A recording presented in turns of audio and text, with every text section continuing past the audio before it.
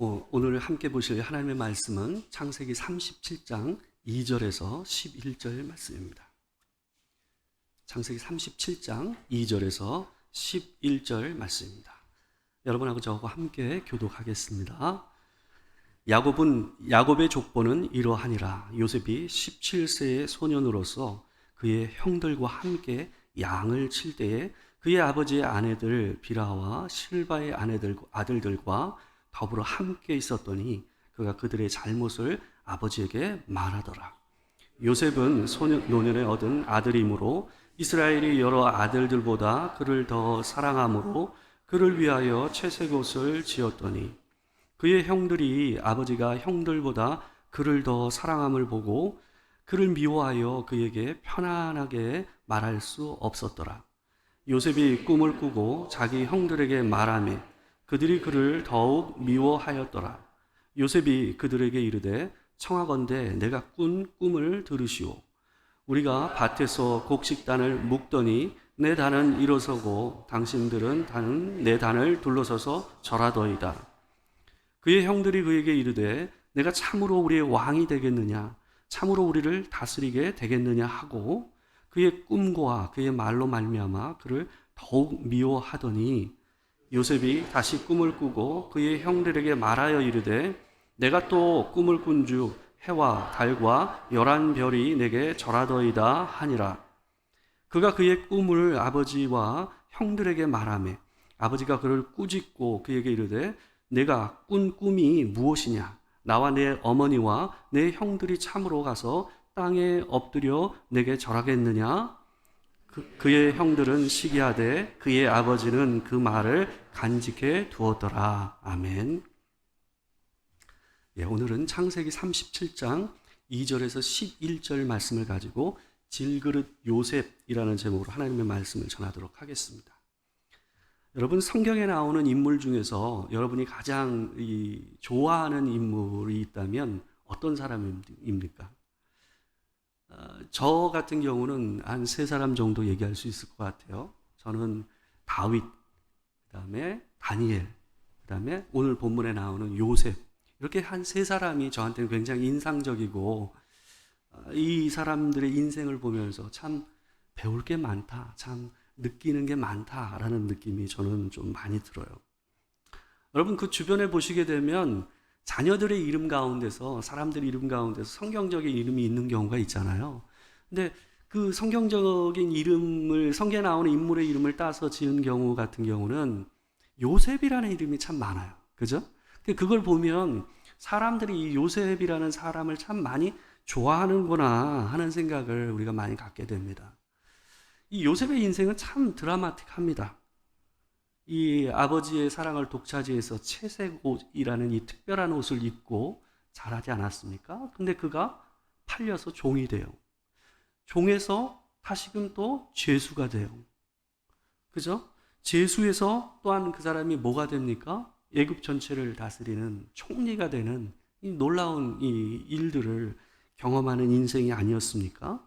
근데 우리가 이 요셉의 인생을 보면서 특별히 더 이 감동하는 것은 뭐냐 하면 그를 팔아서 종이 되게 했던, 또한 죽이려고 했던 이 형들을 받아들이고 그들을 용서하고 그들과 더불어서 또 그의 자녀들을 먹이면서 키우는 모습을 보고 또 그들과 끌어안고 울며 화해하는 장면을 우리는 보면서 굉장히 큰 감동을 느낍니다.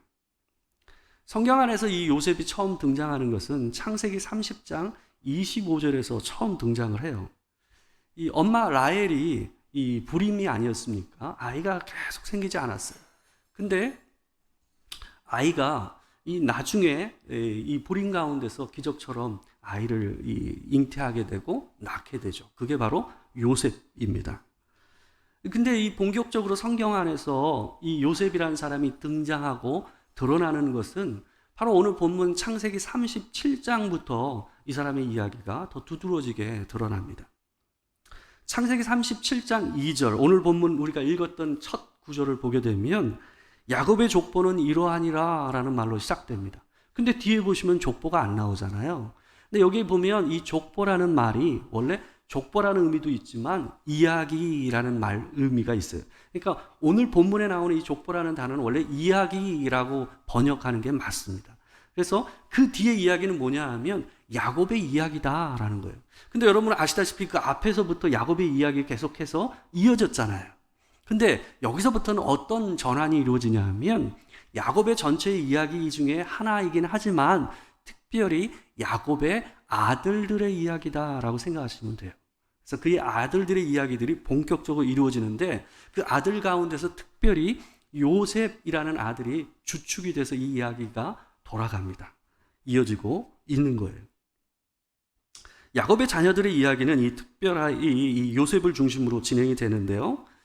여러분 오늘 본문은 여러분 우리가 이제 수요 예배 때 봤던 본문이었던 이 디나 강간 사건 있지 않습니까?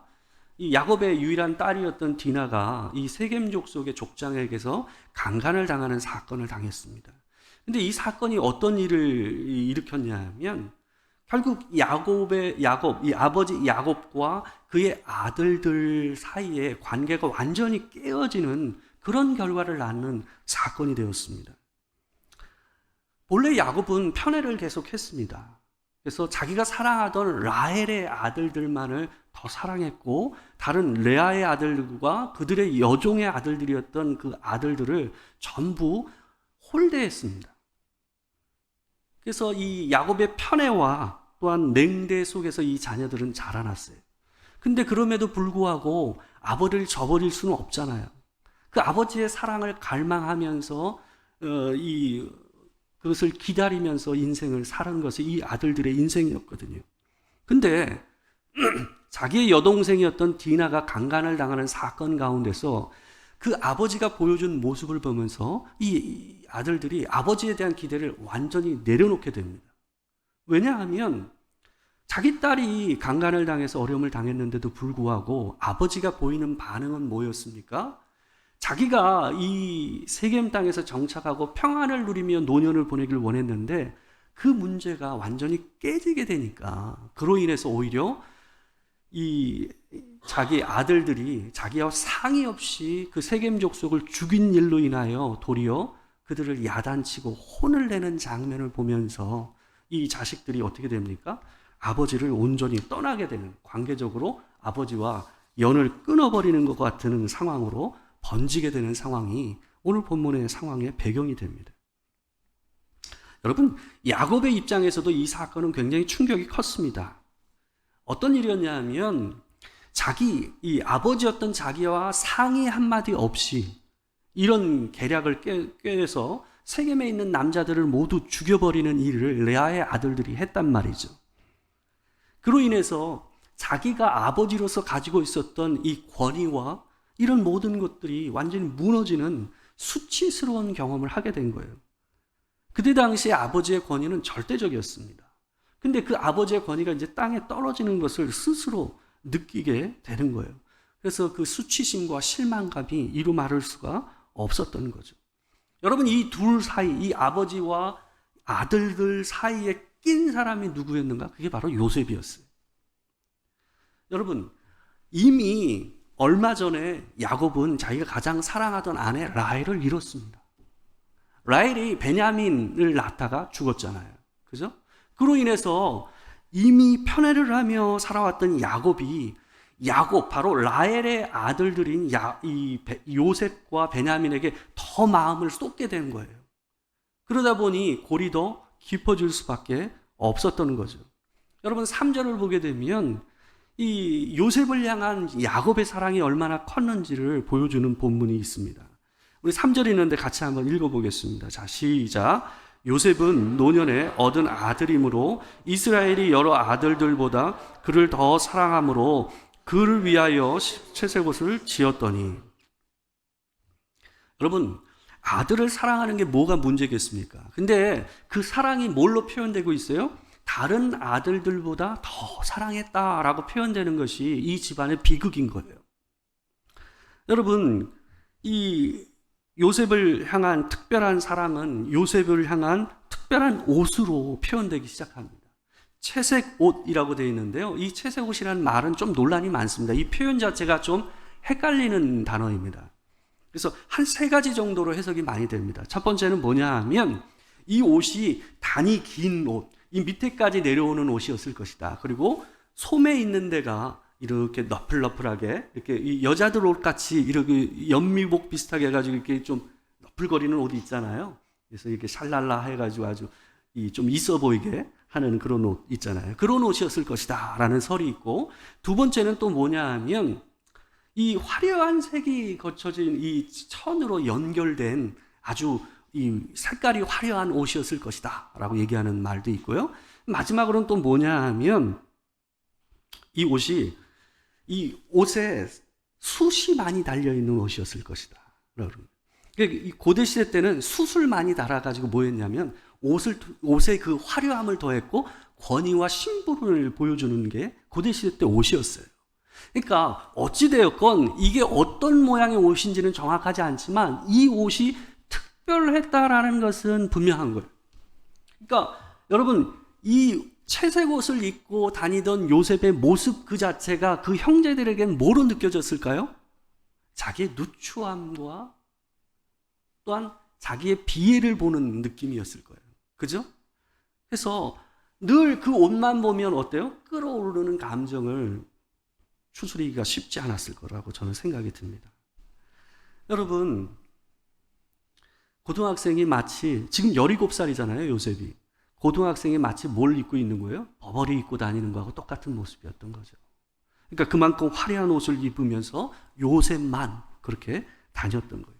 여러분, 이 채색 옷은 단순히 비싼 옷, 화려한 옷을 입혔다라는 데서 끝나지 않습니다. 이 말은 뭐냐 하면 여러분, 이런 버버리 명품 옷을 입고 여러분 양을 몰 수 있겠어요?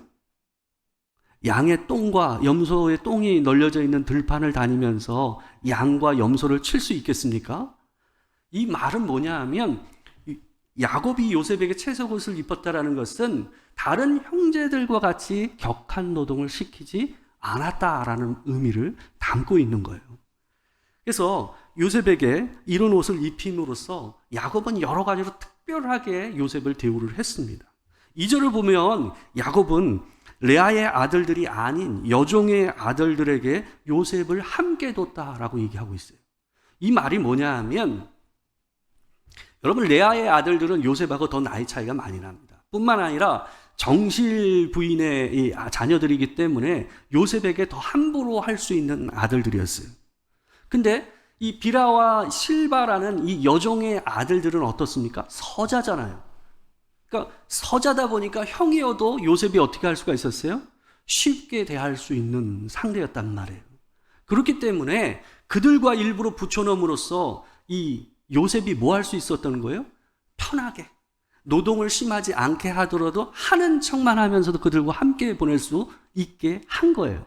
그리고 더 안전할 것이라고 생각해서 이 비라와 실바의 자녀들과 함께 거하도록 이 요셉을 야곱이 맡긴 겁니다.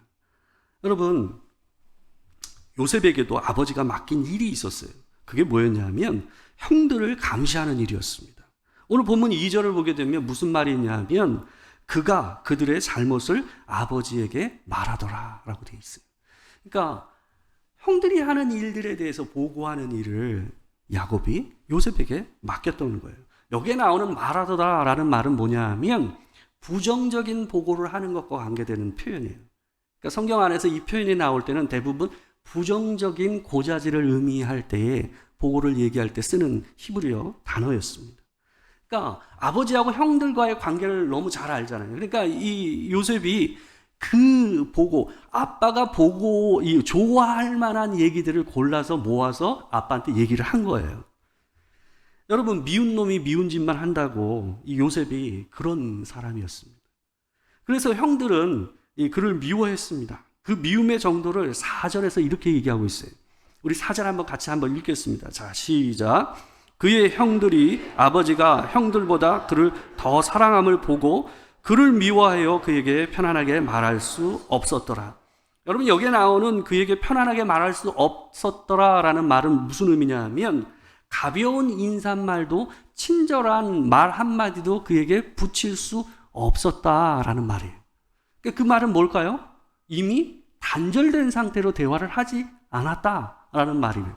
그러니까 얼마나 관계가 좋지 않았는지를 갖다가 이 한마디에서 우리가 볼 수가 있습니다. 근데 이 요셉을 향한 형들의 미움이요, 한층 더 커지는 일들이 벌어집니다. 오늘 본문 5절과 8절을 보게 되면 더욱 미워하였더라라는 말이 두 번에 걸쳐서 상승작용을 하고 있음을 보여주고 있어요. 여러분, 그 이유가 뭐였냐면 요셉이 꾸게 된 두 번의 꿈 얘기를 갖다가 이 형들이 듣게 되면서 더욱 미워하는 감정이 커지게 되는 일이 벌어지게 됩니다. 첫 번째 꿈이 뭐였냐면 자신과 형들이 함께 밭에서 일을 하면서 곡식단을 묶는 일을 했다고 합니다. 근데 그 꿈 가운데서 자기가 묶은 단이 일어서고 자기 형들이 묶은 단들이 그 주변을 둘러서면서 그 자기의 단에게 절을 하는 모습의 꿈이었어요. 그러니까 여러분, 이 꿈은 누가 보더라도 요셉처럼 똑똑하지 않더라도 듣자마자 뭐로 느껴집니까? 자기 형들이 자기를 섬기게 될 것이다. 그리고 자기가 그들을 다스릴 것이다 라는 말의 의미였어요. 두 번째 꿈을 또 꾸게 됩니다. 두 번째 꿈은 비슷하지만 폭이 조금 넓어지는 경향을 보입니다. 지난번에는 땅과 관계돼서 얘기했는데 이번에는 하늘과 관계돼서 그 꿈이 보여져요. 하늘의 해와 달과 그다음에 11별이 자기를 향해서 절을 했다라고 얘기하고 있어요. 그러니까 여기서는 해와 달이라는 건 뭘 의미하는 거냐면 그의 부모를 얘기하는 거예요. 그의 아버지와 어머니와 또 11 형제가 전부 자기를 향해서 절을 했다라는 거예요. 이번에는 이 요셉이 이 이야기 안에 자기 부모까지 포함이 되잖아요. 그래가지고 형들에게만 아니라 이 꿈 얘기를 누구한테까지 얘기하냐면 온 가족이 모인 상황에서 이 꿈 얘기를 자랑처럼 얘기하는 장면이 오늘 본문 가운데 있습니다. 여러분, 모든 꿈이 하나님께서 우리에게 보여주시는 꿈이 아닙니다. 그러니까 상당히 여러분과 제가 꾸고 있는 꿈들은 개꿈이에요. 그냥 꾸는 꿈이에요. 그러니까 모든 꿈에서 자꾸 하나님을 생각하시고 하나님께서 내게 뭘 보여주시는가 보다 이런 생각할 이유는 없어요. 그러니까 대부분 의미 없는 꿈인 경우가 많아요. 근데 이 요셉이 꾸었던 꿈이 특별하고 또 하나님께서 그에게 보여주신 계시의 꿈이라는 것을 확인할 수 있는 것은 뭐냐 하면 그 꿈대로 그의 인생에서 그 일이 이루어졌잖아요. 결국은 그 꿈이 자기가 꾼 꿈이 아니라는 걸 보여주는 거예요. 여러분, 사람이 자기 인생의 꿈을 자기가 스스로 꿀 수 있나요? 그게 아니잖아요. 근데 특별히 그 꿈이 그 인생 안에서 이루어진 것을 봤을 때에 그 요셉에게 하나님께서 그 꿈을 통해서 집어넣어 주시면서 하나님께서 앞으로 하실 일을 그의 인생에 보여주신 거예요. 어떤 면에서 이 꿈은 요셉의 꿈이라기보다는 하나님의 꿈이다라고 얘기할 수가 있는 거예요. 근데 여러분, 요셉의 성정과 이 모습을 보게 되면 어떻습니까? 인격을 보게 되면 그 꿈을 품을 만한 사람입니까? 그 꿈을 보여줄 만한 사람입니까? 아니잖아요. 형편없어요. 좀 겸손하고 온유한 성품이었다고 한다면 아버지와 형 사이에서 좀 좋은 가교 역할을 좀 했을 텐데 전혀 그렇지 않아요. 부채질을 하고 있었어요. 뿐만 아니라 하나님께서 이 꿈을 보여줬다고 할지라도 형들하고 관계가 어때요? 인사말도 오갈 수 없는 상태였단 말이에요. 근데 이 꿈의 얘기를 상대방이 들으면 기분 나쁠 거를 알매도 불구하고 뭐 하는 거예요? 형들과 부모 앞에서 자랑하듯이 얘기하는 수준밖에 안 됐던 존재가 바로 요셉이었어요. 형들을 그만큼 무시했던 거예요. 그만큼 요셉이 교만했던 거예요. 여러분, 그런 마음을 알기 때문에 이 형들은 자기 아버지의 등 뒤에서 아버지를 등에 업고 자기들을 무시하고 기고만장한 이 요셉의 모습을 보면서 마음의 감정이 치솟을 수밖에 없었어요. 그래서 오늘 본문 11절을 보게 되면 이 감정이 치고 올라가서 어디까지 이르게 되냐면 이런 표현이 나옵니다. 11절입니다. 제가 한번 읽어드릴게요. 그의 형들은 시기하되 그의 아버지는 그 말을 간직해 두었더라. 여러분, 여기에 나오는 시기하되라는 이 표현은요, 히브리어로 어떤 의미를 담고 있는 말이냐면 단순히 마음에 시기하는 마음이 들었다는 정도가 아니라 격한 감정이 차고 올라서 바깥으로 폭력과 어떤 이 안 좋은 이 위압적인 행동으로 튀어나올 수밖에 없는 상태의 감정을 표현하는 단어입니다. 그러니까 이 마음이 너무너무 올라가서 어때요? 이 동생을 갖다가 때리고 싶고 죽이고 싶을 만큼 그 감정이 차고 올라온 상태의 감정으로 왔다라는 말을 하고 있는 거예요. 여러분, 요셉은 부유하고 역기능적인 가정에서 자라났습니다. 다른 형제들과 비교해서 어땠어요? 비정상적인 편애를 받으면서 컸어요. 여러분, 아버지가 사랑해서 입혀준 채색옷이 그 영혼에게는 뭐였습니까? 교만과 미움의 옷이 되었어요. 하나님의 거대한 구원의 꿈을 담기에는 여러분, 요셉이 얼마나 형편없는 그릇이었습니까? 차라리 형들이 낫지 않았을까 싶어요. 인간적으로 남자다운 에서가 야곱보다 훨씬 마음으로는 더 끌리는 것처럼 이 요셉도 그의 형들에 비하면 어때요? 더 나을 게 없었던, 형편없던 아이였습니다. 그러나 이 연약하고 더러운 그릇에 하나님께서 뭘 하세요? 하나님의 꿈을 담으세요. 여러분, 하나님의 꿈이 뭘 의미하는지도 모르고 그것이 글쎄요, 형들이 자기를 향해서, 가족들이 자기를 향해서 모두 절을 한다라는 것 자체만으로도 뭐예요? 흥분이 돼서 자랑했던 요셉에게 하나님께서 어떻게 하십니까? 그의 인생을 통해서 하실 큰 하나님의 구원의 역사에 대해서 그에게 보여주셨다라는 거예요. 여러분, 만약에 요셉이 이 꿈 안에서 자기가 이 꿈을 통해서 이루어질, 자기가 거쳐가야 될 자기 인생의 여정을 알았다고 한다면 형들과 가족 앞에서 자기 이 꿈에 대해서 자랑할 수 있었을까요? 그럴 수 없었을 겁니다. 여러분, 하나님의 꿈을 이해하지 못하고 높아지고자 하는 마음으로 이 이해를 잘 못하고 말을 했던, 그런 마음으로 하나님의 꿈을 이해했던 것은 요셉뿐만 그랬던 것이 아니라 그의 아버지 야곱도 동일했어요. 야곱도 어땠습니까? 리브가를 통해서 하나님께서 말씀하셨잖아요. 형이 동생을 섬기리라 라고 얘기했잖아요. 근데 그 꿈을 어떻게 이해했어요? 하나님께서 너를 통하여 그들에게 복을 주실 거라는 그런 의미로 이해하기보다는 내가 하나님으로 인해서 커질 것이다, 더 큰 축복을 받을 것이다 라는 생각 외에는 그것을 이해하는 수준이 안 됐어요. 그래서 형에게 축복을 빼앗는 일 외에는 할 줄 아는 게 없었던 거죠. 그런데 여러분, 우리가 야곱의 인생을 봤듯이 야곱, 이 치사하고 더러운 이름을 하나님께서 이스라엘이라는 이름을 붙일 수 있는 인생으로 바꾸어 나가시잖아요. 여러분과 저는 너나 할 것 없이 하나님 앞에서 하나님을 담기에는 우리 인생에 예수 그리스도를 담아서 표현할 그릇으로는 형편없이 연약한 그릇입니다. 때론 이들처럼 하나님의 뜻을 받아도 그 뜻이 무엇인지를 이해하지 못하고 때로는 자랑을 하고 때로는 한없이 디프레스돼서 마음이 눌려 사는 우리 자신을 볼 때가 있습니다. 여러분, 사도 바울이 고린도후서 4장 6절에서 7절 말씀에서 이런 말씀을 했습니다. 우리 중요한 말씀이니까 같이 한번 읽어보도록 하겠습니다. 같이 한번 읽겠습니다. 자, 시작.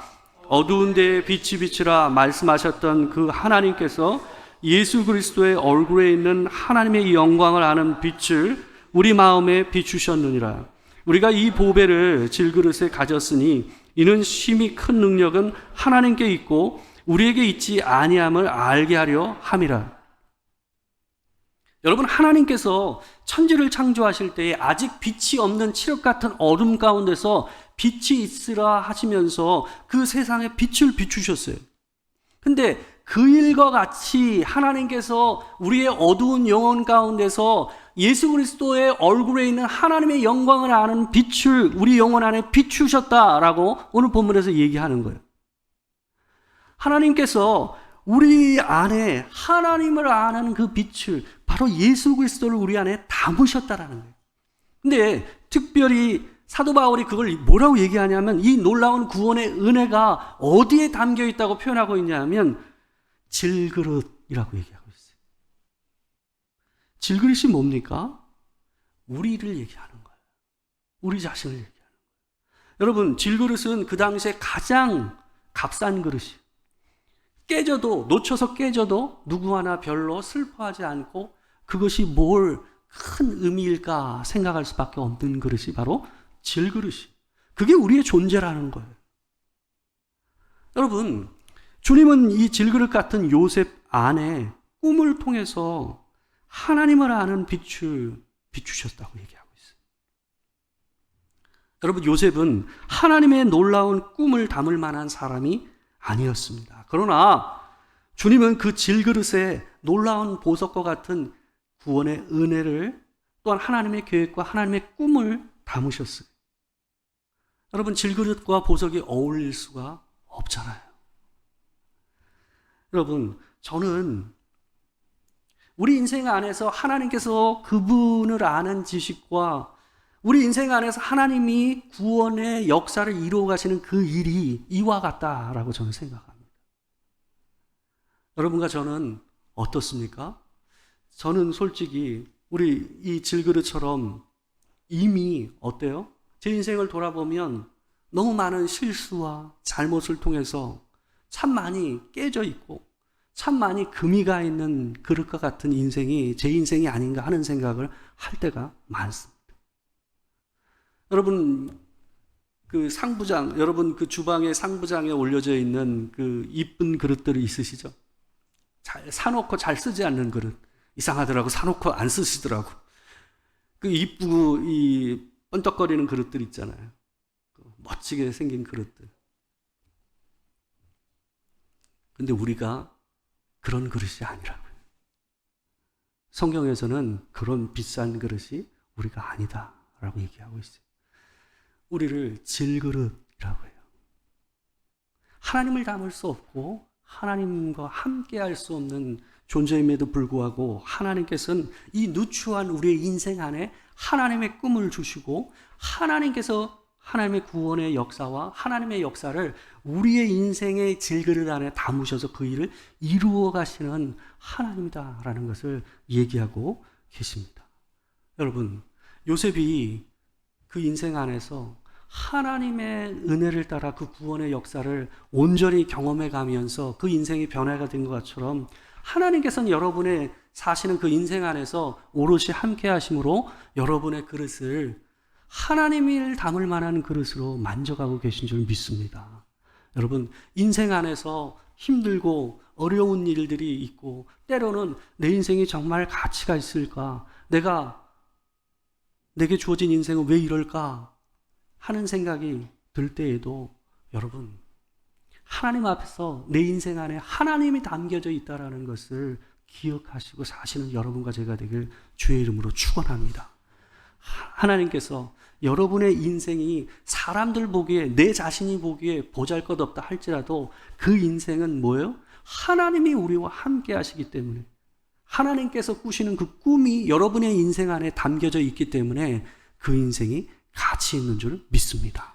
열심히 하나님께서 주시는 그 삶을 그 꿈 안에서 살아가시는 여러분과 제가 되길 주의 이름으로 축원합니다.